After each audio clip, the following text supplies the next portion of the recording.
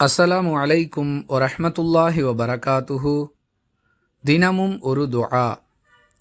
இறந்தவர்களுடைய உடலை, அதாவது மையத்தை கபருக்குள் வைக்கும் பொழுது ஓத வேண்டிய துஆ. அன்பிற்குரிய அல்லாஹுவின் நல்லடியார்களே, இறந்தவர்களுடைய உடலை கபருக்குள் வைக்கும் பொழுது பிஸ்மில்லாஹி வ அலா சுன்னத்தி ரசூலில்லாஹி ஸல்லல்லாஹு அலைஹி வஸல்லம்.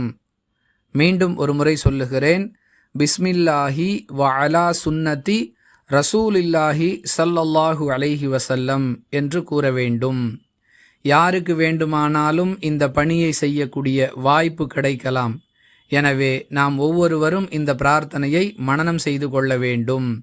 அஹ்மது எனும் ஹதீஸ் நூலில் இடம்பெறக்கூடிய 4982வது செய்தியிலிருந்து இந்த பிரார்த்தனையை அறிந்து கொள்கிறோம். மீண்டும் ஒரு முறை சொல்லுகிறேன், பிஸ்மில்லாஹி வ அலா சுன்னத்தி ரசூலில்லாஹி ஸல்லல்லாஹு அலைஹி வஸல்லம். அல்லாஹுவின் பெயரால் நபிகளார் காட்டிய வழிமுறைப்படி இந்த உடலை கபருக்குள் வைக்கின்றேன் என்பது இதன் கருத்தாகும். வாஹிரு தஅவானா அனில் ஹம்துலில்லாஹி ரப்பில் ஆலமீன். அஸ்ஸலாமு அலைக்கும் வரஹ்மத்துல்லாஹி வபரகாத்துஹு.